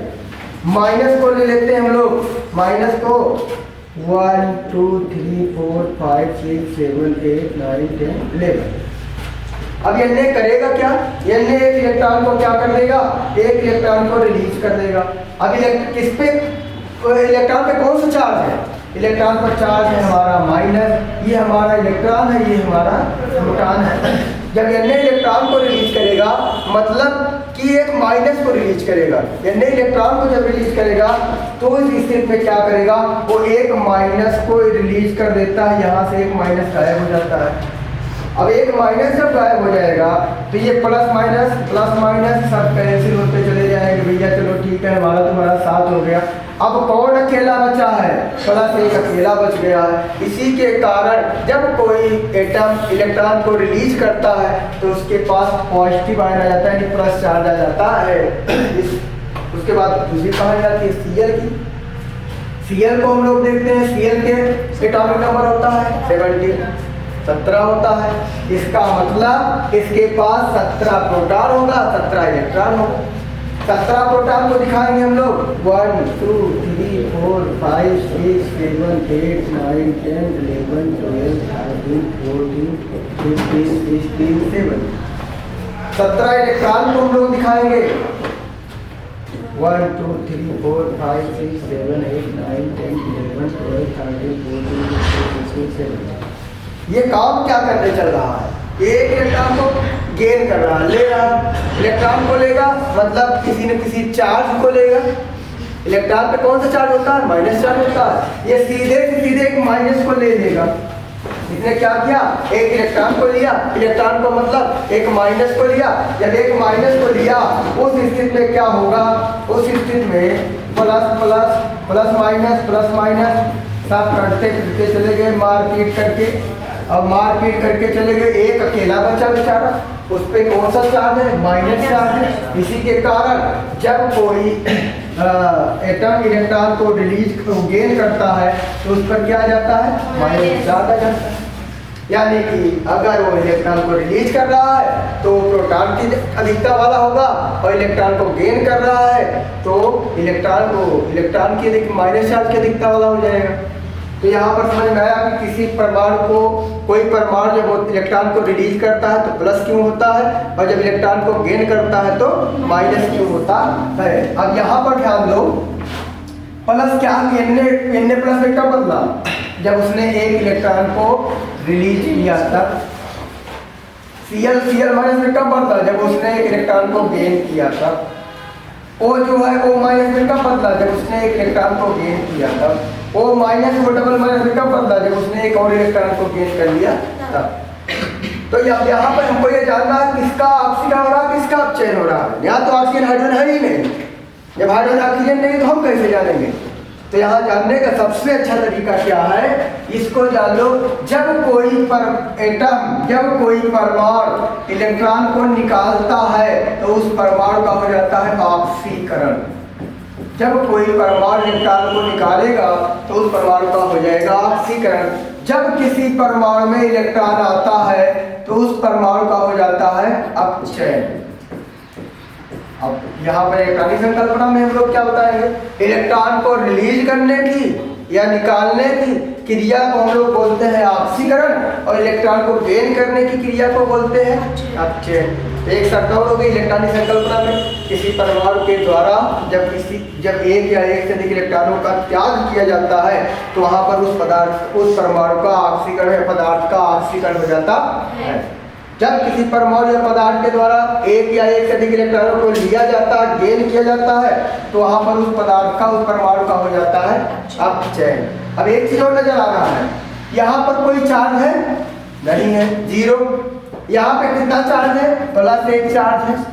यानी कि जब धनावेश की संख्या में भी वृद्धि होती है तो उसको हम लोग बोलते हैं ऑक्सीकरण। अगर किसी परमाणु के धनावेश में वृद्धि हो रही है तो होता है ऑक्सीकरण। यहाँ पर Cl पर क्या चार्ज है? जीरो। यहाँ पर Cl पर क्या चार्ज है? माइनस एक। आप लोग मैथ में जानते होंगे ना, माइनस एक और प्लस 5 और प्लस माइनस 10 में बड़ा कौन है? माइनस 10 जो होता है छोटा होता है, सबसे छोटा। यानी माइनस में जितना बड़ा मान उतना ही छोटा, और प्लस में जितना बड़ा मान उतना ही बड़ा होता है। इसमें सबसे बड़े की चर्चा होगी तो प्लस 5 होगा, और सबसे छोटे की चर्चा होगी तो माइनस 10 होगा। यानी कि ये छोटा है, कम हो रहा है। यहाँ पर भी यही हाल होगी, जीरो क्या है? -1 से बड़ा है, अर्थात इसमें क्या हो रहा है? ये जो एक ऑक्सीडेशन नंबर होता है, आगे चर्चा होगी ऑक्सीडेशन नंबर की। ऑक्सीडेशन नंबर जो होता है वो 0 से -1 हो रहा है, यानी कि अब उसमें कमी हो रही है, आवेश में कमी हो रही है, तो आवेश में कमी को हम लोग बोलते हैं अपचयन। अगर किसी पदार्थ के आवेश में कमी आती है तब अपचयन होता है। आवेश में वृद्धि होती है तो ऑक्सीकरण, आवेश में कमी होती है तो अपचयन। यानी कोई आवेश में कमी काहे? आवेश में कमी काहे आएगी? किस आवेश में कमी? धन आवेश में। धन आवेश में कमी काहे आएगी? क्योंकि वो एक इलेक्ट्रॉन ले रहा है, और इलेक्ट्रॉन ले रहा है तो अपने ऋण आवेश को बढ़ा दे रहा है। जब अपना ऋण आवेश को बढ़ा दे रहा है तो धन आवेश में क्या हो जाएगी? कमी हो जाएगी। धन आवेश में कमी को क्या बोलेंगे? अपचयन। धन आवेश में वृद्धि को क्या बोलेंगे? ऑक्सीकरण। धन आवेश में वृद्धि ऑक्सीकरण, धन आवेश में कमी अपचयन। यानी कि अगर कोई धनायन बनता है तो उसका ऑक्सीकरण होता है, और कोई ऋण आयन परिवर्तित होता है तो उसका अपचयन होता है। अब यहाँ से एक परिभाषा निकाल के हम लोग ले आते हैं कि किसी परमाणु के द्वारा इलेक्ट्रॉन त्यागने की क्रिया ऑक्सीकरण कहलाती है, और किसी परमाणु के द्वारा इलेक्ट्रॉन को ग्रहण करने की क्रिया अपचयन कहलाती है। ये आपको ऑक्सीकरण अपचयन क्रिया समझ में आया। अगर यहाँ पर देखो, अब यहाँ पर भी तो माइनस चार्ज है, यहाँ डबल माइनस है। अब इसको पता करना है कि ऑक्सीकरण हो रहा है, अपचयन हो रहा है। यहाँ -1 चार्ज, यहाँ -2 चार्ज। अच्छा, -1 चार्ज, -2 चार्ज, किसके माइनस चार्ज में वृद्धि हो रही है? ऑक्सीजन के माइनस चार्ज में वृद्धि हो रही है। तो माइनस चार्ज में वृद्धि होना अपचयन, प्लस चार्ज में वृद्धि होना ऑक्सीकरण। जैसे Mg है, Mg एक इलेक्ट्रॉन को निकालेगा तो Mg प्लस में बदलेगा, और Mg प्लस एक इलेक्ट्रॉन को और निकाल देगा तो Mg डबल प्लस में बदल जाएगा। तो यहाँ पर यह जो क्रिया हो रही है वो अब ऑक्सीकरण क्रिया हो रही है, क्योंकि Mg जो है एक इलेक्ट्रॉन को निकाला, Mg प्लस में बदला, और Mg प्लस भी एक इलेक्ट्रॉन को निकाला और Mg डबल प्लस में बदला। तो धन आवेश में वृद्धि को हम लोग बोलते हैं ऑक्सीकरण, और ऋण आवेश में वृद्धि को हम लोग बोलते हैं अपचयन। ऑक्सीकरण, अपचयन। अब दोनों क्रियाएं जब एक साथ संपन्न होती हैं, दोनों क्रियाएं जब साथ साथ चलती हैं, तो इस प्रकार की अपक्रिया को हम लोग बोलते हैं रेडॉक्स अपक्रिया। दोनों क्रियाओं के साथ साथ चलने पर जो अपक्रिया संपन्न होती है वही अपक्रिया रेडॉक्स अपक्रिया कहलाती है। तो ये 5 अपक्रियाओं को आपने समझा। पहली अपक्रिया थी संयोजन अपक्रिया, दूसरी अपक्रिया थी वियोजन अपक्रिया, तीसरी अपक्रिया थी विस्थापन अपक्रिया, चौथी अपक्रिया थी द्विविस्थापन अपक्रिया, पांचवी अपक्रिया जो है आपकी ऑक्सीकरण अपचयन अपक्रिया, जिसको हम लोग सम्मिलित रूप से बोलते हैं रेडॉक्स अपक्रिया। रेडॉक्स शब्द जो है वो 2 चीजों से मिलकर बना हुआ है, रेड धन ऑक्स यानी रेड्यूशन और ऑक्सीडेशन, दोनों रिएक्शन एक साथ होते हैं तो वहाँ पर जो अपक्रिया होती है वो रेडॉक्स अपक्रिया होती है। आपने रेडॉक्स अपक्रिया में ये सीखा कि कैसे किसी पदार्थ का ऑक्सीकरण होता है, कैसे किसी पदार्थ का अपचयन होता है। ऑक्सीकरण और अपचयन की जो प्रक्रिया होती है वो 2 प्रकार से होती है, हाइड्रोजन और ऑक्सीजन के आधार पर भी होती है और इलेक्ट्रॉन के आधार पर भी होती है।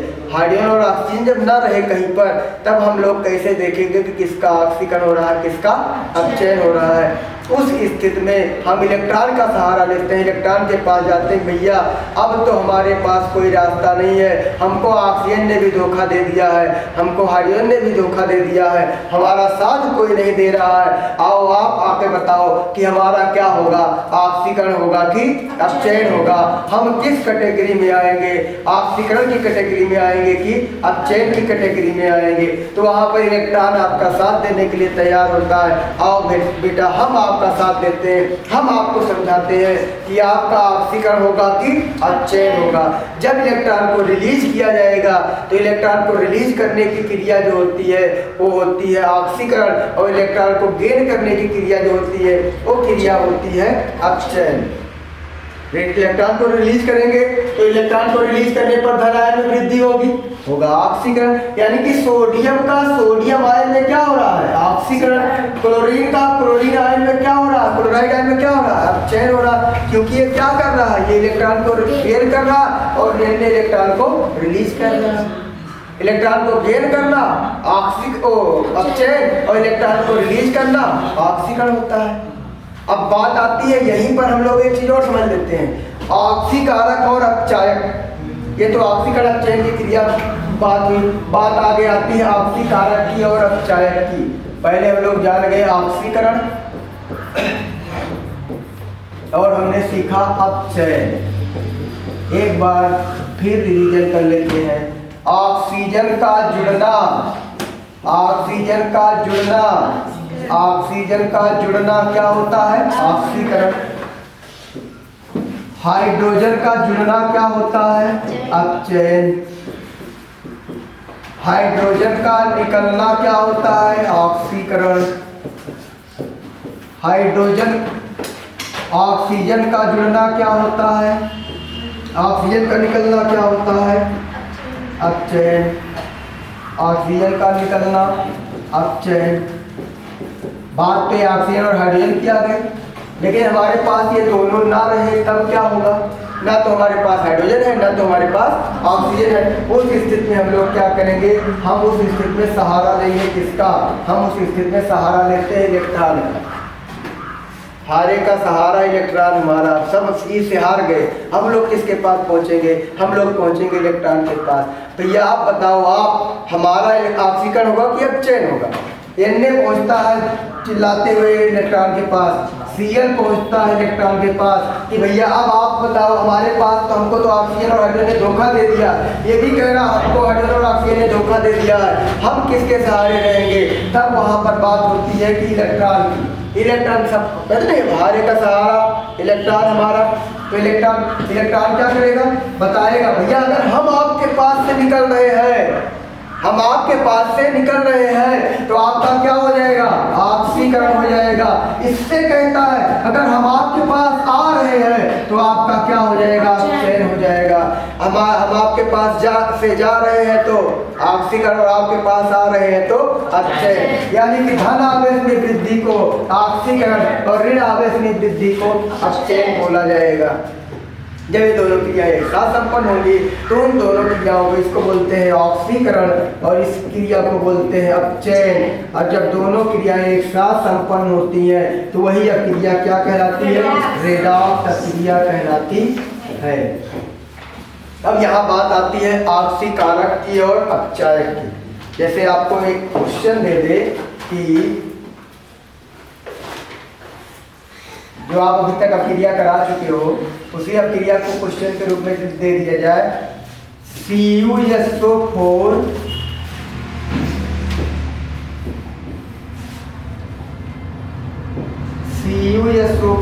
Plus Fe keeps out FeSO4 plus Cu। आपको एक दे दिया गया रिएक्शन, अब इसमें बताना है किसका ऑक्सीकरण हो रहा है, किसका अपचयन हो रहा है, और कौन सा ऑक्सीकारक पदार्थ है, कौन सा अपचायक पदार्थ है, आपको ये बताना रहेगा। इस क्रिया में किसका ऑक्सीकरण हो रहा है, किसका अपचयन हो रहा है। तो आपको पता है ऑक्सीकरण में क्या होता है, धन आवेश में वृद्धि, अपचयन में क्या होता है, ऋण आवेश में वृद्धि। अच्छा, ऋण आवेश में वृद्धि होगी तो धन आवेश में कमी होगी, और धन आवेश में वृद्धि होगी तो ऋण आवेश में कमी होगी। अगर हम इसको देखेंगे, CuSO4 को तोड़ के रखेंगे, CuSO4 को तोड़ा जाएगा तो Cu पर हो जाएगा प्लस चार्ज, SO4 पर हो जाएगा माइनस चार्ज। यानी कि इस CuSO4 में Cu के पास कितना प्लस चार्ज आ रहा है, तो प्लस चार्ज आ रहा है। अच्छा, FeSO4 को तोड़ के रखा जाए तो FeSO4 को तोड़ेंगे तो Fe पर डबल प्लस और SO4 पर डबल माइनस आ जाएगा। यहाँ पर जो Fe होगा उस पर आ जाएगा प्लस चार्ज। अब यहाँ का जो Fe है इसको हमको देखना है, इस Fe के पास 0 चार्ज है और इस वाले Cu के पास क्या है, 0 चार्ज है। अब हम लोग चलते हैं पता करने कि किसका ऑक्सीकरण हो रहा है, किसका अपचयन हो रहा है। या CuSO4 में Cu प्लस 2 से चार्ज कितना बना रहा है, 0। और FeSO4 और Fe में Fe जो है वो प्लस को 0 से चार्ज कितना बना रहा है, प्लस 2। और आपको अभी आपने पता किया अगर धन आवेश में वृद्धि होती है तो ऑक्सीकरण होता है, और धन आवेश में वृद्धि होती है तो ऑक्सीकरण होगा, और ऋण आवेश में वृद्धि होती है तो अपचयन होगा। अच्छा, ऋण आवेश में वृद्धि होगी या धन आवेश में कमी होगी तब अपचयन होगा। हम लोग यहाँ पर देखते हैं CuSO4 धन आवेश में कमी कर रहा है, इसका धन आवेश 2 है, इसका धन आवेश कितना है, 0, इस पर कोई आवेश नहीं है, यानी कि धन आवेश में कमी हो रही है। धन आवेश की कमी को हम लोग बोलते हैं अपचयन, धन आवेश की कमी को हम लोग बोलेंगे अपचयन। यहाँ पर क्या हो रहा है, यहाँ धन आवेश में वृद्धि हो रही है और धन आवेश में वृद्धि को हम लोग बोलते हैं ऑक्सीकरण। धन आवेश में वृद्धि को हम लोग क्या बोलेंगे, ऑक्सीकरण, और धन आवेश में कमी को हम लोग बोलेंगे अपचयन। तो यहाँ पर CuSO4 का Cu में क्या हो रहा है, अपचयन, और Fe का FeSO4 में हो रहा है ऑक्सीकरण। ये तो बात हो गई ऑक्सीकरण और अपचयन क्रिया की, ये तो क्रिया पूछा है। अब मान लो यहीं पर एक क्वेश्चन पूछ दिया कि इस अभिक्रिया में कौन ऑक्सीकारक है, कौन अपचायक है। जो अभिक्रिया आपने कराया है इस अभिक्रिया में ऑक्सीकारक और अपचायक बताइए। ऑक्सीकरण अपचयन तो क्रिया हो गई, लेकिन ऑक्सीकारक और अपचायक पदार्थ मिलाते हैं, तो इस अभिक्रिया में ऑक्सीकारक और अपचायक पदार्थों को बताना है। तो एक चीज याद रखिएगा, सेम आप लोगों ने सुना होगा क्रिकेट के बारे में कि पाकिस्तान और भारत में मैच हो रहा हो तो भारत जीतेगा तभी तो पाकिस्तान हारेगा, या पाकिस्तान हारेगा तभी तो भारत जीतेगा। जब तक पाकिस्तान हारेगा नहीं तब तक भारत जीतेगा नहीं, और जब तक भारत जीतेगा नहीं तब तक पाकिस्तान हारेगा नहीं। इसका मतलब कि अगर कोई जीत रहा है तभी दूसरे को हरा रहा है, या कोई हार रहा है तभी दूसरे को जिता रहा है। अगर किसी का अपचयन हो रहा है तो पदार्थ क्या होता है, ऑक्सीकरण कारक होता है। कोई हारता है तो दूसरे को जिताता है, कोई जीतता है तो दूसरे को हराता है। जिसका ऑक्सीकरण होता है वो पदार्थ होता है अपचायक। सेम उल्टा होगा, जिसका ऑक्सीकरण होगा वो पदार्थ होगा अपचायक, और जिसका अपचयन होता है वो पदार्थ होता है ऑक्सीकारक। यानी कि अगर आपसे क्वेश्चन पूछ ले इस तरह के क्वेश्चन में कि अब किसका ऑक्सीकरण हो रहा है, किसका अपचयन हो रहा है, तो निकालना आसान हो गया। जिसके धनावेश में वृद्धि उसका ऑक्सीकरण, और जिसके धनावेश में कमी उसका अपचयन हो गया। अब अपचयन और ऑक्सीकरण क्रियाओं को आपने बड़े अच्छे समझा। फिर आती बात, तो यहीं पे तो रुकने वाला नहीं है, क्योंकि वो जब एक आंसर दोगे तो दूसरे की भी तैयारी किया है कि भैया ये तो ठीक है ऑक्सीकरण अपचयन आपने बता दिया, अब आप हमको बताइए ऑक्सीकारक कौन है, अपचायक कौन है। तो जो ऑक्सीकरण की क्रिया संपन्न कराए वही होता है अपचायक, जो दूसरे को हराए वही जीतता है, और जो दूसरे को जिताए वही हारता है। जो ऑक्सीकरण क्रिया को संपन्न कराएगा वही क्या कहलाएगा, अपचायक। किसके द्वारा ऑक्सीकरण की क्रिया हो रही है, Fe के द्वारा ऑक्सीकरण की क्रिया हो रही है, तो उस स्थिति में Fe का क्या हो जाएगा, अपचायक। या एक चीज और कर सकते हैं, जिसके आवेश में वृद्धि होती है वो पदार्थ अपचायक होता है। जिसके आवेश में वृद्धि होती है वो पदार्थ अपचायक होता है, और जिसके आवेश में कमी होती है यानी धन आवेश में कमी होती है वो पदार्थ ऑक्सीकारक होता है। जिसका, और एक और कह सकते हो, रेडाक्स अभिक्रियाओं में देखो ऑक्सीकारक अपचायक की परिभाषा याद रखिएगा।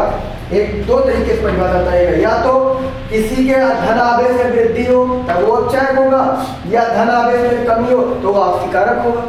या सबसे अच्छी थी परिभाषा, रेडॉक्स क्रियाओं में जिस पदार्थ का ऑक्सीकरण होता है उसको क्या बोलते हैं, अपचायक बोलते हैं। रेडॉक्स क्रियाओं में जिस पदार्थ का ऑक्सीकरण होता है उसको अपचायक बोलते हैं। भाई जब तक दो पदार्थ नहीं होंगे तब तक एक का ऑक्सीकरण और एक का अपचयन होने वाला नहीं है। कभी मैच देखा कि एक ही टीम मैच खेल ले, एक ही टीम से खिला दो मैच, भारत वालों को केवल जाओ चले जाओ मैच खेलो। मैच के लिए क्या होना चाहिए, दो टीमों को होना जरूरी है। यहाँ पर भी क्या होना चाहिए, अगर रेडॉक्स क्रिया को संपन्न कराना है तो दो पदार्थों का होना जरूरी है। जब तक दो पदार्थ नहीं होंगे तब तक रेडॉक्स क्रिया संपन्न नहीं होगी। हाँ ऑक्सीकरण हो सकता है, अपचयन हो सकता है, लेकिन रेडॉक्स क्रिया नहीं हो सकती है। भाई एन ने क्या किया है, एन ने एक इलेक्ट्रॉन को रिलीज करके एन प्लस बना दिया, इसका तो ऑक्सीकरण हो गया। Cl ने क्या किया, एक इलेक्ट्रॉन को गेन करके Cl माइनस बना दिया, इसका तो अपचयन हो गया। लेकिन रेडॉक्स क्रिया कहाँ हो रही, इसमें रेडॉक्स क्रिया हो रही नहीं हो रही, इसमें रेडॉक्स क्रिया हो रही नहीं हो रही। तो रेडॉक्स क्रिया कराने के लिए इन दोनों को जरूरत पड़ेगी, दो टीम मैच करने के लिए दो टीमों की जरूरत पड़ेगी, रेडॉक्स क्रिया कराने के लिए इन दोनों की जरूरत पड़ेगी। जब तक ये दोनों नहीं मिलेंगे तब तक रेडॉक्स क्रिया संपन्न होने वाली नहीं है। तो हम लोग परिभाषा क्या बताएंगे, पूछेगा कोई अपचायक किसे कहते हैं, ऑक्सीकारक किसे कहते हैं, तो परिभाषा होगी ये जो क्रिया हो रही है हमारी कैसी क्रिया है, रेडॉक्स क्रिया। क्यों, कैसे जाने रेडॉक्स क्रिया है, आपको पहचान करना होता है कि हमारी रेडॉक्स क्रिया कैसे संपन्न हो रही है। क्यों ये रेडॉक्स कही गई, रेडॉक्स इसलिए कही गई क्योंकि इसमें ऑक्सीकरण और अपचयन दोनों क्रियाएं क्या होती हैं, साथ साथ संपन्न होती है। एक पदार्थ का ऑक्सीकरण होता है, दूसरे पदार्थ का अपचयन होता है। एक पदार्थ का ऑक्सीकरण, जिस पदार्थ का किसका ऑक्सीकरण हो रहा है, यहाँ पर Fe का ऑक्सीकरण हो रहा है, किसमें हो रहा है, FeSO4 में हो रहा है। और किसका अपचयन हो रहा है, यहाँ CuSO4 का अपचयन हो रहा है, किसमें हो रहा है, Cu में हो रहा है। तो जिस पदार्थ का ऑक्सीकरण होता है पदार्थ अपचायक कहलाता है। यहाँ पर Fe क्या है, अपचायक। Fe क्या होता है, एक अपचायक पदार्थ होता है। यहाँ पर Cu क्या होगा, CuSO4 एक ऑक्सीकारक पदार्थ होगा। क्यों ऑक्सीकारक पदार्थ होगा, क्योंकि CuSO4 का रेडॉक्स क्रिया में अपचयन हो रहा है इसलिए ऑक्सीकारक होगा, और Fe का रेडॉक्स क्रिया में ऑक्सीकरण हो रहा है इसलिए अपचायक होगा, और ये वाला क्या होगा, ऑक्सीकारक होगा। तो एक ऑक्सीकरण और अपचयन क्रिया समझ में आई, रेडॉक्स क्रिया समझ में आई। यहीं से हमने एक चीज और समझा कि पदार्थ किसे कहते हैं, ऑक्सीकारक पदार्थ और अपचायक पदार्थ किसे कहते हैं। अगर रेडॉक्स क्रिया संपन्न हो रही है, अगर रेडॉक्स क्रिया संपन्न हो रही है तो रेडॉक्स क्रिया में जिस पदार्थ का ऑक्सीकरण होता है उस पदार्थ को अपचायक कहते हैं। बोर्ड के नजरिए बहुत महत्वपूर्ण क्वेश्चन है कि रेडॉक्स को अपचायक किसे कहते हैं, ऑक्सीकारक किसे कहते हैं, उदाहरण देकर समझाइए। तो आप लोग एक रेडाक्स अक्रिया उठाइएगा। रेडाक्स अक्रिया कहते किसे हैं? जहाँ पर ऑक्सीकरण और अपचयन दोनों क्रियाएं क्या होगी? एक साथ संपन्न होगी। तो रेडाक्स अक्रिया में जिस पदार्थ का ऑक्सीकरण होता है वो पदार्थ क्या कहलाता है? अपचायक है। अगर ये इस तरह पूछे तब, और केवल नॉर्मली अपचायक पदार्थ पूछ रहा है तब, तो भाई जिसका ऑक्सीकरण होगा वो अपचायक होगा। तो धातुएं क्या होती है? अपचायक होती है। अधातुएं क्या होती है? ऑक्सीकारक होती है। अब आपको एक क्वेश्चन यहाँ से पूछ ले, बताइए NaFeKCl इसमें से कौन सा पदार्थ ऑक्सीकारक पदार्थ है? इस चारों में से कौन सा पदार्थ ऑक्सीकारक पदार्थ है? या दूसरा तरीका क्वेश्चन, इन चारों में से कौन सा पदार्थ अपचायक पदार्थ नहीं है? इन चारों में कौन सा पदार्थ ऑक्सीकारक पदार्थ और अपचायक पदार्थ नहीं है? या इनमें से कौन सा पदार्थ ऑक्सीकारक पदार्थ है? तो इनमें से सोडियम भाई क्या करेगा? इलेक्ट्रॉन को रिलीज करेगा। ऑक्सीकरण होगी तो ये अपचायक होगा। और Fe भी इलेक्ट्रॉन को रिलीज करेगा, इसका भी ऑक्सीकरण होगा तो ये अपचायक होगा। K भी इलेक्ट्रॉन को रिलीज करेगा, इसका भी ऑक्सीकरण होगा तो ये अपचायक होगा। Cl क्या करेगा? इलेक्ट्रॉन को गेन करेगा, इसका होगा अपचयन, और ये पदार्थ क्या होगा? ऑक्सीकारक होगा। ये तीनों अपचायक पदार्थ है, यही एक ऑक्सीकारक है। चाहे जैसे क्वेश्चन को घुमा के पूछे, अगर आपको कॉन्सेप्ट मालूम इसका कौन ऑक्सीकारक होगा कौन अपचायक होगा तब आप बता सकते हो, अन्यथा आप बता नहीं सकते हो। सीख करके बता सकते हो, रट करके बता नहीं सकते हो, क्योंकि कंडीशनल क्वेश्चन उठते हैं। जैसे क्वेश्चन है, बताइए सबसे अधिक विद्युत ऋणात्मकता किसकी होगी? के, Li, Na, O। इन चारों में सबसे अधिक विद्युत ऋणात्मकता किसकी होगी? इन चारों में सबसे अधिक विद्युत ऋणात्मकता किसकी होगी? तो आप तो पढ़ के बैठे रहे हो, 9 में पढ़ के बैठे हुए हो कि सबसे अधिक विद्युत ऋणात्मकता वाला तत्व फ्लोरीन है। सबसे अधिक विद्युत ऋणात्मकता वाला तत्व कौन है? फ्लोरीन है। और आप यहाँ से हम क्वेश्चन पूछ रहे हैं इनमें सबसे अधिक विद्युत ऋणात्मकता वाला तत्व कौन सा है? तो आप कहोगे अरे भैया ये तो क्वेश्चन में गलत है। अब हम चल रहे हैं हाई कोर्ट, इस पे केस करेंगे कि ये क्वेश्चन गलत पूछा गया है कि सबसे अधिक विद्युत ऋणात्मकता वाला तत्व कौन सा है। हमको तो पढ़ाया गया है, रटाया गया है कि सबसे अधिक विद्युत ऋणात्मकता वाला तत्व फ्लोरीन होता है। अब यहाँ पे कंडीशनल क्वेश्चन हो गया, इन चारों में बताना है, वहां से नहीं आपको क्वेश्चन उठा गया कि फ्लोरीन ही होता है। अब यहाँ एक कंडीशन लगी है, इन चारों में सबसे अधिक विद्युत ऋणात्मकता वाला तत्व कौन सा होगा? तो आपका होगा ऑक्सीजन। तो क्वेश्चन भी कंडीशनल उठते हैं कि कंडीशन के आधार पर उनका आंसर देना रहता है। ये आपकी हो गई रेडॉक्स अभिक्रिया। रेडॉक्स अभिक्रिया में हम लोगों ने क्या सीखा? रेडॉक्स अभिक्रिया किसे कहते हैं पहले इसको सीखा। जब ऑक्सीकरण और अपचयन क्रियाएं दोनों एक साथ संपन्न होती हैं तो उसको रेडॉक्स अभिक्रिया कहते हैं। और ऑक्सीकरण किसे कहते हैं? ऑक्सीकरण की इलेक्ट्रॉनिक संकल्पना क्या होती है? किसी परमाणु में ऑक्सीजन का जुड़ना ऑक्सीकरण होता है या हाइड्रोजन का निकलना ऑक्सीकरण होता है। किसी परमाणु में ऑक्सीजन का निकलना हाइड्रोजन का जुड़ना अपचयन होता है। बात आती है इलेक्ट्रॉनिक संकल्पना की, तो किसी परमाणु से इलेक्ट्रॉन का निकलना ऑक्सीकरण होता है और किसी परमाणु में इलेक्ट्रॉन का जुड़ना अपचयन होता है। और जब जिस पदार्थ का ऑक्सीकरण होता है वो पदार्थ अपचायक होता है, जिस पदार्थ का अपचयन होता है वो पदार्थ ऑक्सीकारक होता है। आप लोग ऑक्सीकारक और अपचायक को भी बड़े अच्छे तरीके से बता सकते हैं।